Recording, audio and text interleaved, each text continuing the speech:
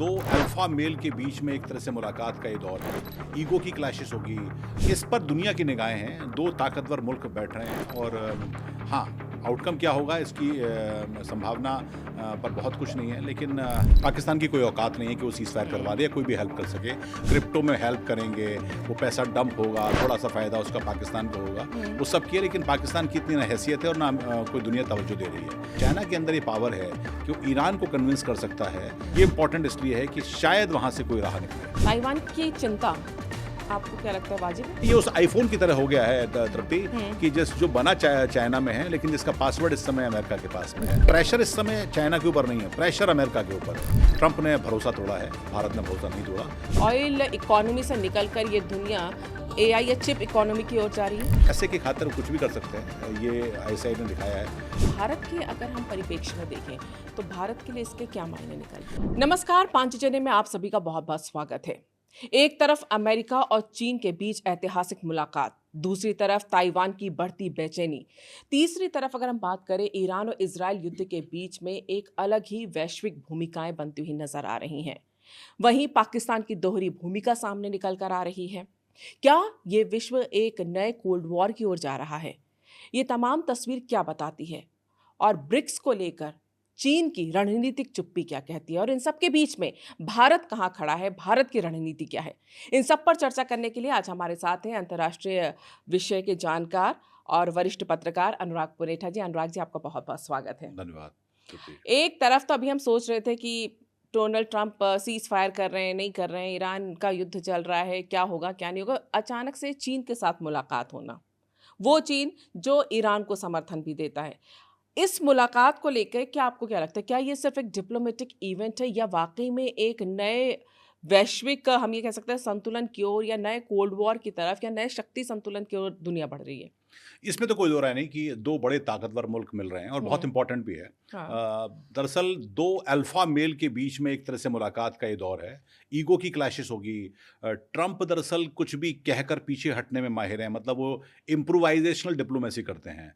आज कुछ बोल देंगे लेकिन उस हिसाब से चेंज भी कर लेते हैं, सामने वाला ताकतवर दिखाई देता है। तो ऐसा नहीं है, वो इंडिया के सामने भी देखा था। भारत को उन्होंने मोदी के लिए, इस प्राइम मिनिस्टर मोदी के लिए उन्होंने क्या कुछ नहीं कहा, फिर सडनली बदल भी जाते हैं, फिर कहते हैं हमारे बहुत अच्छे दोस्त हैं मोदी। ये सब काम वो करते रहें, लेकिन शी जिनपिंग ने जो अपनी छवि बनाई है वो डीप रूटेड, बड़ा ही सोच समझ कर चलने वाला और एक लॉन्ग टर्म स्ट्रैटेजी करने पर सोचने वाला देश के नेता के तौर पर है। इसमें कोई दो राय नहीं है कि रिजर्व के तौर पर, उनकी इकोनॉमी के तौर पर चाइना एक बड़ा मुल्क है और जो बड़ा चुनौती है। और इसके ग्लोबल रिपल इफेक्ट भी हैं, इम्प्लीकेशंस भी होंगे, क्योंकि अगर दोनों के बीच में कुछ समझौता होता है, और खासकर जो चाइना का जोर है वो ये है कि ट्रेड वॉर की जो कड़वाहट है या ट्रेड वॉर के जो दंश हैं वो कुछ कम हो सकें। इसके लिए कुछ एक्सपर्ट्स कह रहे हैं कि आप एक तरह का टैरिफ के तौर पर एक बोर्ड बना लीजिए। इस बोर्ड में आप दोनों देश किस तरह से कर सकते हैं, इस सब पे बातचीत करने के लिए है। ये कोइंसिडेंट है और इसमें दरअसल क्या है कि इसमें हमको भी बुरा नहीं मानना चाहिए कि चीन ने ब्रिक्स की मीटिंग में सिर्फ अपने एम्बेसडर को भेजा और वहाँ पर अपने उसका फोकस किया हुआ है। इस समय इम्पॉर्टेंट ब्रिक्स से ज़्यादा दुनिया के लिए मेरी नज़र में चाइना और अमेरिका की मुलाकात है। और चाइना के लिए भी, और चाइना के लिए भी है, क्योंकि चाइना को भी प्रॉब्लम हो रही है, दुनिया को प्रॉब्लम हो रही है। अगर ये समझौता कुछ दोनों देश बनाते हैं तो आप ये यकीन मानिए कि स्ट्रेट ऑफ हॉर्मुज भी शायद खुलने की राह में जाएगा। तेल आएगा तो हमको भी फ़ायदा होगा। हमारे यहाँ तेल बढ़ रहा है, सरकारें कह रही हैं, प्राइम मिनिस्टर ने कहा है कि आप सोना मत खरीदिए, तेल भी कम कंजम्पशन करिए।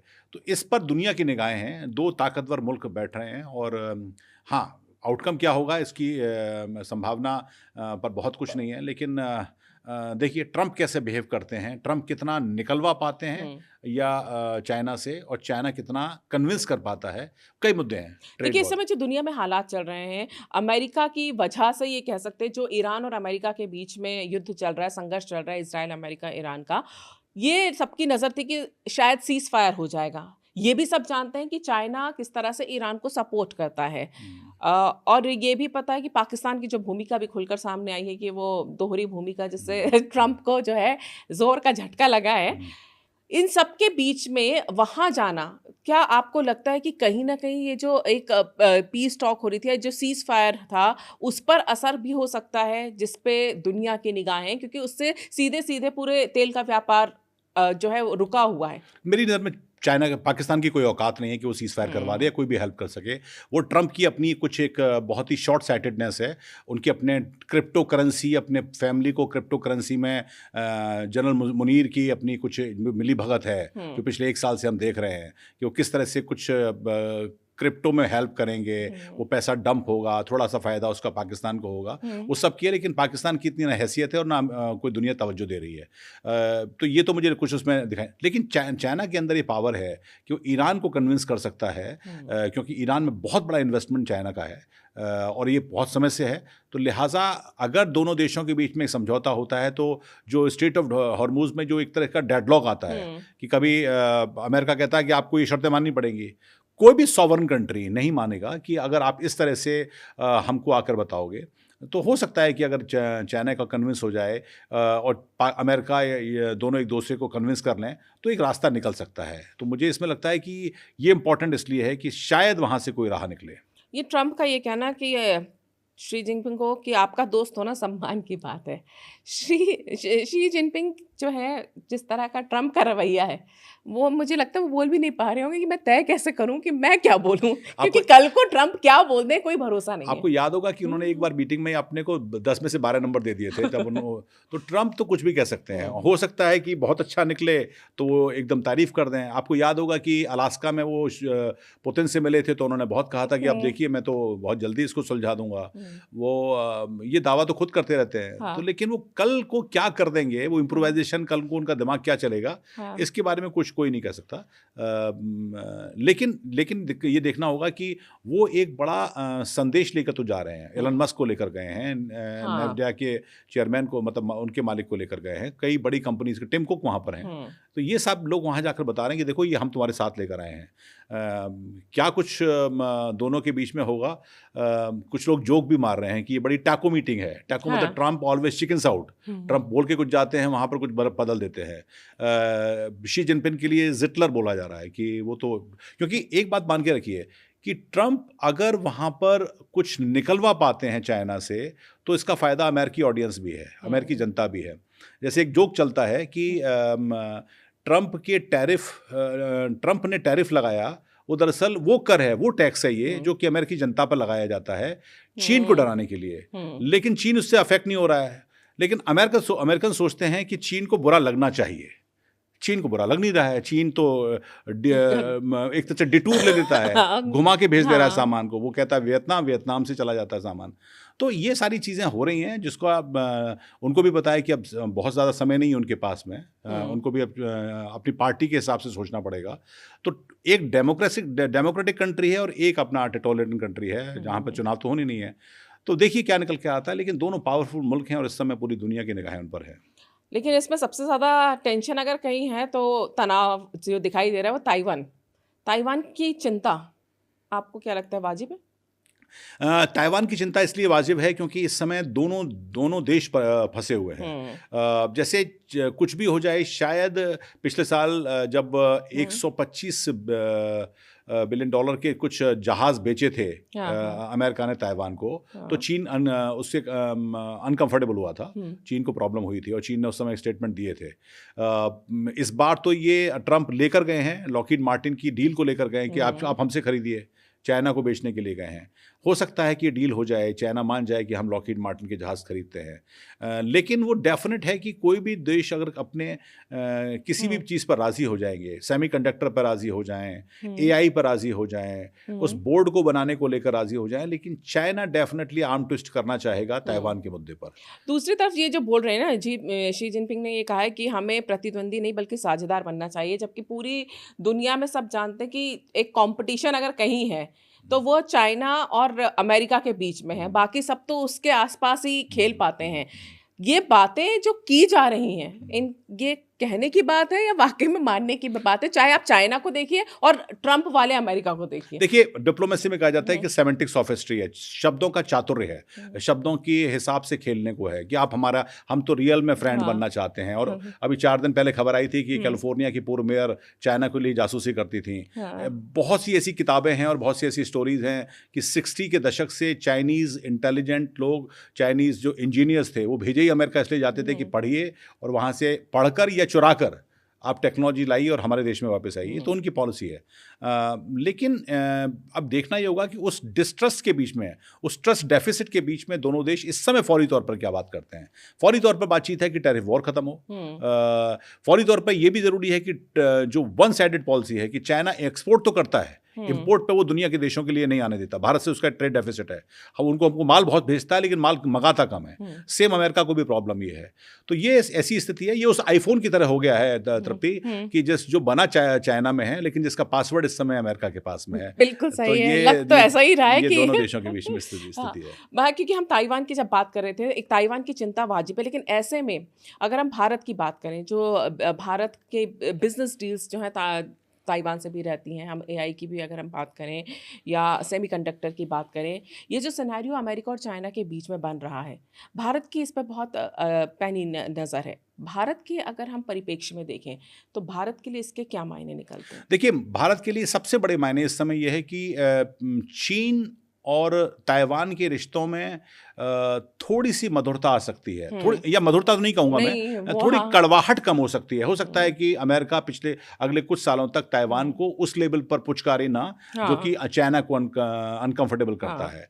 लेकिन इससे भारत को फर्क पड़ने वाला नहीं है। भारत के रिश्तों पर तो बहुत बातें ये भी हुई कि भारत ने चूंकि तेल ईरान से लेना बंद कर दिया तो कहा कि अब तो दोनों देशों के रिश्ते बिगड़ जाएंगे। भारत ने रूस से तेल लेना बंद कर दिया तो भी ये कहा गया था कि आप देखिए, आप तो अपने दोस्त को छोड़ दिया।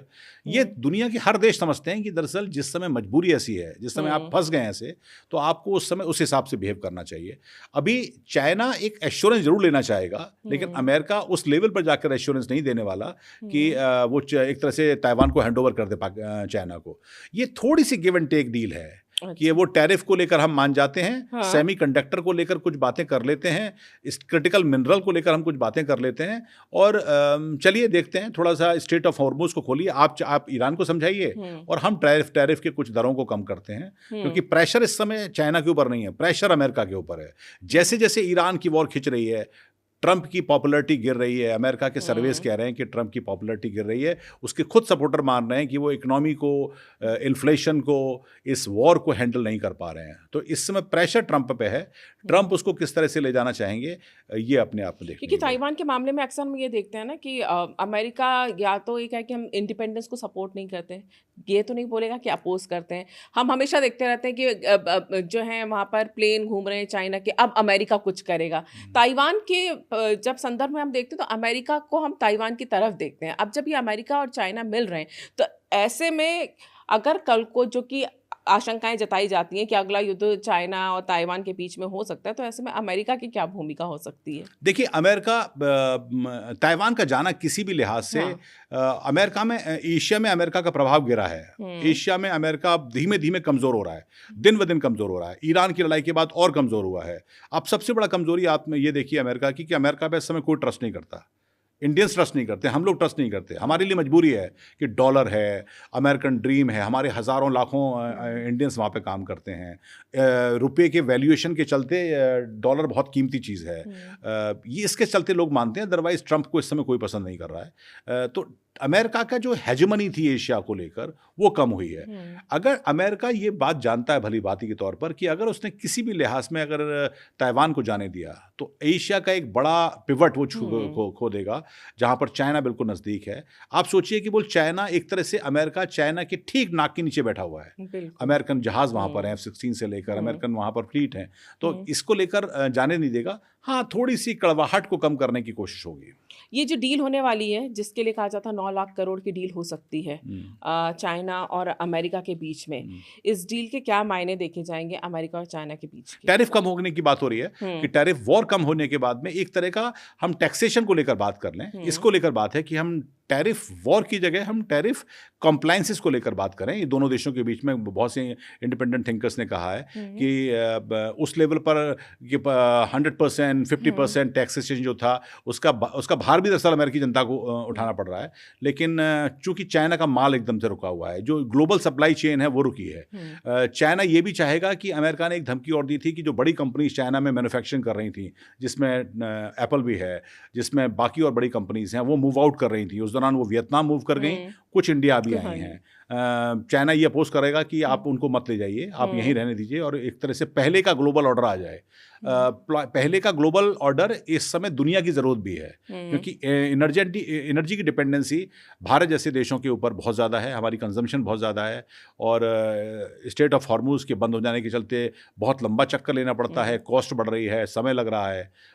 ये एक इस तरह का गेम है। भारत ने चिंता भी जताई और जा भारत रही ने चिंता भी जताई है। भारत के लिए ये दिन ब दिन खतरनाक है। भारत की इंडस्ट्री के जो बड़े एक्सपर्ट हैं, कोटक से महिंद्रा से लेकर तमाम ऐसे लोगों ने भी चिंता जताई है कि समय खराब आने वाला है। बिल्कुल। और लेकिन अगर ये जो अभी जो चल रही है बैठक, इसको हम देखें तो इंडो पैसिफिक में अगर हम भारत की बात करें तो क्या अब भारत को आगे चल के क्या अमेरिका के स्ट्रैटेजिक ऑटोनॉमी को बनाए रखना पड़ेगा?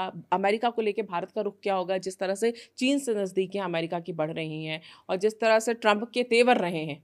नहीं, ट्रांजैक्शनल है। आप इसमें इसको ये बात मार के चलिए कि एक मीटिंग में दोनों के बीच में कोई बहुत गहरा याराना हो जाएगा, ये हम देख चुके हैं और ऐसा मानने वाले दरअसल डिप्लोमेसी को पूरी तरह नहीं समझते। वेट एंड वॉच है ये पूरा। वेट एंड वॉच है। हम 16 में देख चुके हैं कि जब यहाँ पर आए थे तो ऐसा लगा था कि अमेरिका और भारत तो अब कोई पुराने दोस्त की तरह हो जाएंगे, लेकिन 24 तक आते आते चीज़ें बदल गई।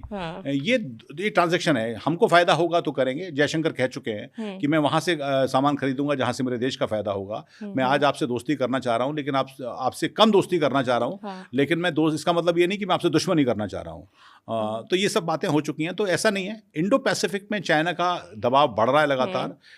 इंडिया एक बड़ा पिवट के तौर पर था। बहुत लोगों ने मान के चला था कि अमेरिका को दरअसल इंडिया को खुश करके चलना चाहिए। इंडिया एक रिलायबल कंट्री है, दुनिया में इसकी साख है, हमारे देश की साख है, हमारे प्राइम मिनिस्टर की साख है। इसको यूरोपियन यूनियन के नेता बोलने लगे हैं। ऐसे में चाइना का एक बड़ा अच्छा काउंटर हिंदुस्तान हो सकता है। इंडो पैसिफिक में हमारी लोकेशन बहुत इंपॉर्टेंट है। अगर अमेरिका हमको इस तरह का सपोर्ट करता है, जिसमें कि थोड़ी हथियारों को लेकर है, थोड़ी इंटेलिजेंस को लेकर है, वो जो हरकतें ऑपरेशन सिंदूर के समय की गई थी वैसी हरकतें ना करें, तो भारत को एक बड़ा सपोर्ट मिल सकता है। लेकिन ट्रंप ने भरोसा तोड़ा है, भारत ने भरोसा नहीं तोड़ा।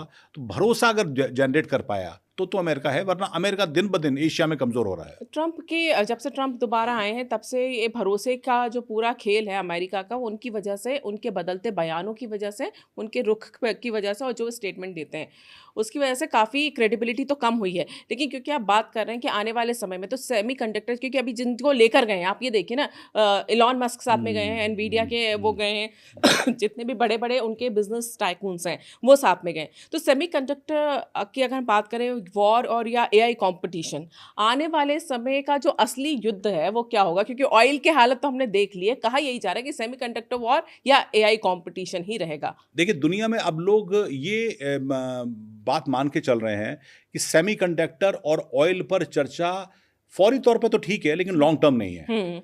अभी एआई पर समझौता होना चाहिए। खतरा ये है कि कहीं ऐसा तो नहीं है कि दोनों देशों के एआई आपस में युद्ध करा दें, कल को खुद इंडिपेंडेंटली सोचने लग जाएं।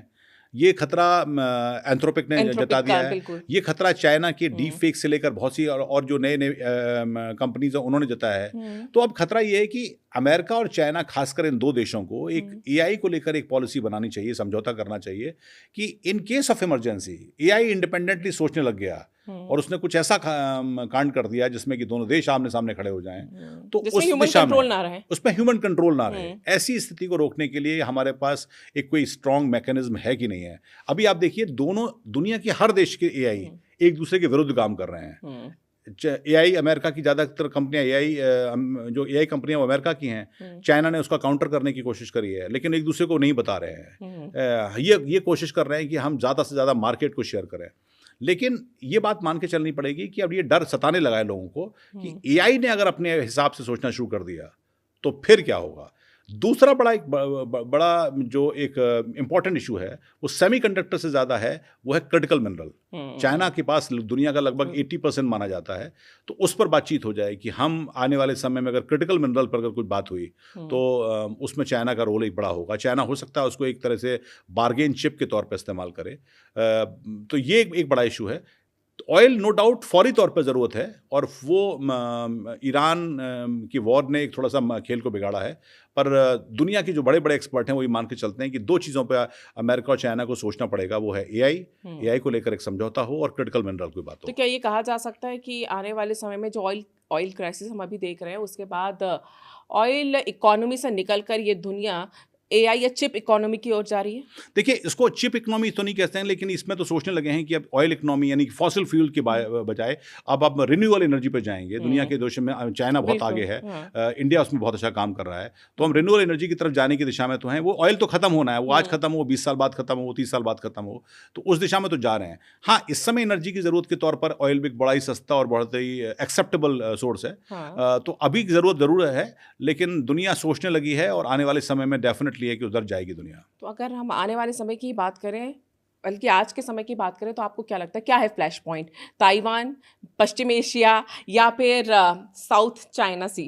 देखिए, मैं मानता हूँ कि ऐसे फ्लैश पॉइंट नहीं है। दोनों देशों के नेता इस समय ऐसे समय में मिल रहे हैं जब दुनिया की नज़रें उन पर हैं। आप ये मान के चलिए, मैं उसको थोड़ा सा लोकलाइज़ करके बोलता हूँ। ये वो उस कपल की तरह हैं कि जिनके बीच में बन नहीं रही है, लेकिन बच्चों की खातिर मिलना पड़ रहा है उनको।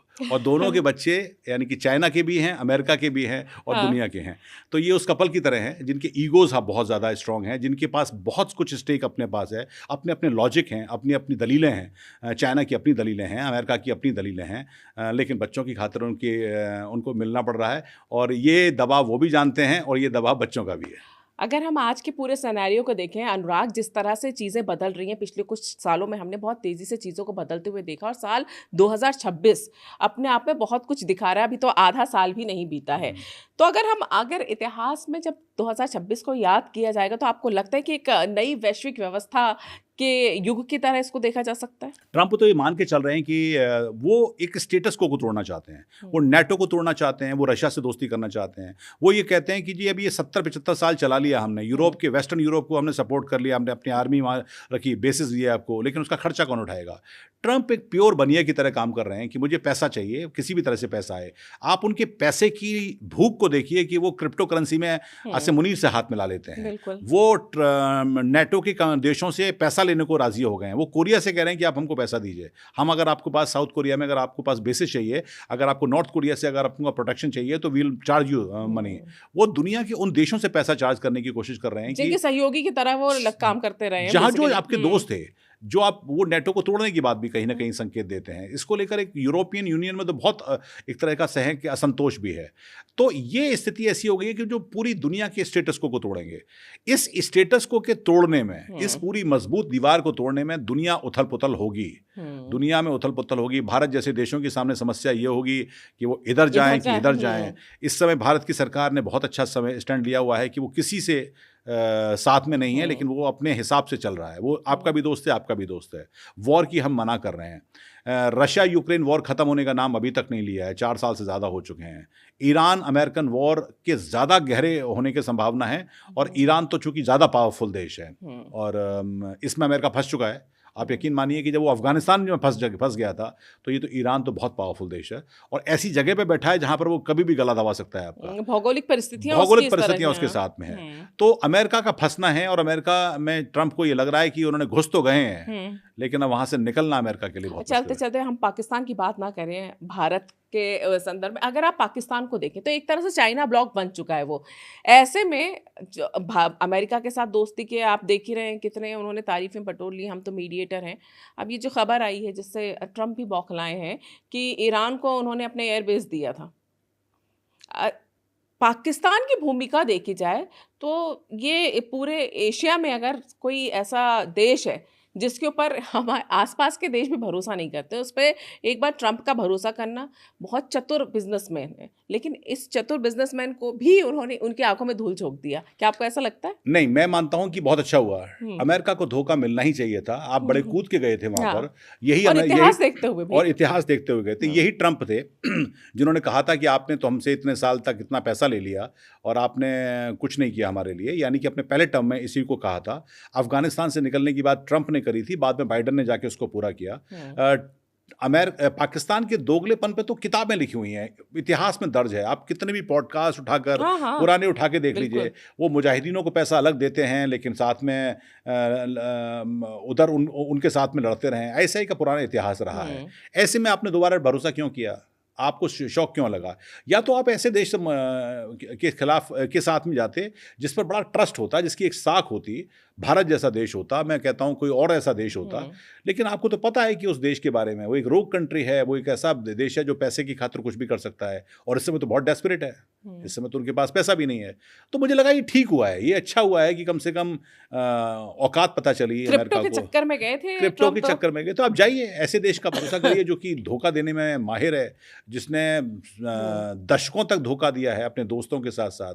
वो पैसे की खातिर कुछ भी कर सकते हैं, ये आईएसआई ने दिखाया है। उनके अपने इंटरेस्ट हैं, बहुत ही शातिर और बहुत ही बेशरम, अनएथिकल, अनकूथ दरअसल ऑर्गेनाइजेशन है। वो रेस है जो पैसे की खातिर कुछ भी करेगी।